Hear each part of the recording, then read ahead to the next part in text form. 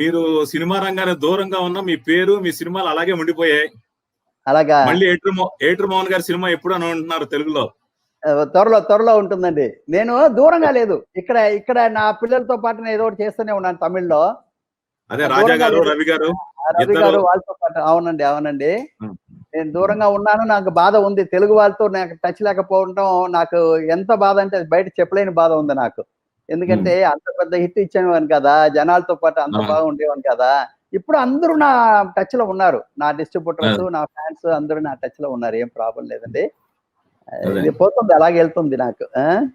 అంటే హిట్స్ తో పాటు మంచి కంటెంట్ ఇచ్చారు మీరు. అవునండి, అవునండి. ఇట్ ఈస్ నాట్ ఇప్పుడు ఒక్కొక్క కంటెంట్ ఇంతవరకు ఎవరు చెప్పలేని కంటెంట్ ఇచ్చాం మనం అక్కడ. మామగారన్న వాడిని అంత గొప్పగా చెప్పిన ఏ సబ్జెక్ట్ లేదండి. మామగారన్న వ్యక్తిని అంత గొప్పగా, మామగారు అంటేనే చిన్న హీనంగా చూస్తారు. మీ మామ, మీ నాన్న వచ్చాడరా, మీ వయసు ముసలాయన వచ్చాడరా అంటారు. అలాంటి మనిషిని అంత గొప్పగా చెప్పాము మనం ఆ రోజుల్లో. అది ఎంత పెద్ద హిట్ ని ప్రసాద్ గారికి నేను చెప్పని లేదు, జనాలకు బాగా తెలుసు, ఫ్యాన్స్ కూడా బాగా తెలుసండి. ఒక్కొక్కటి అలాగే తీసుకొచ్చాను నేను అన్నిట్లో. ఇప్పుడు బావ బావమరిది తీసుకుంటే ఒక అక్క తమ్ముడుకు ఉన్న బంధాన్ని అంత గొప్పగా చెప్పాను. ఎంత గొప్పగా చెప్పాను, అంత గొప్పగా చెప్పాను. మామగారు తర్వాత బావ అమ్మది అంత గొప్పగా చెప్పాం. శుభమస్తులో అన్నదమ్ముల్ని బాగా బ్రహ్మాండంగా చేసుకున్నాం.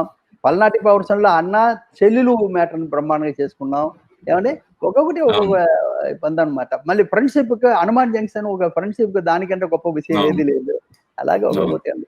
చెప్పండి సార్. అలాగే మిడిల్ క్లాస్ ఫ్యామిలీస్ గురించి క్షేమంగా వెళ్ళే లాభం గారండి. అబ్బో అబ్బో అబ్బో 175 డేస్ అండి, 175 డేస్ థియేటర్ లో.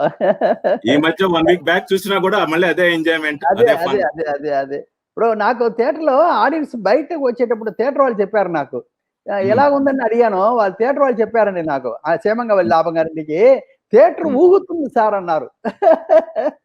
అదే సార్, చూసిన కొద్దీ మళ్ళీ మళ్ళీ చూడాలనిపిస్తుంది. అదేనండి, చూసిన కొద్దీ చూడాలనిపిస్తుంది మీ యాడ్. అవునండి, హనుమాన్ జంక్షన్ అప్పుడు మీరు బాగా పాపులర్ అయింది. అవును. హిట్లర్ కు ఒకటి మెరిట్ చేసాం, చాలా బాగుంది. 3 ఖర్చు ఇచ్చాం, చాలా బాగా మెరిట్ వచ్చిందండి.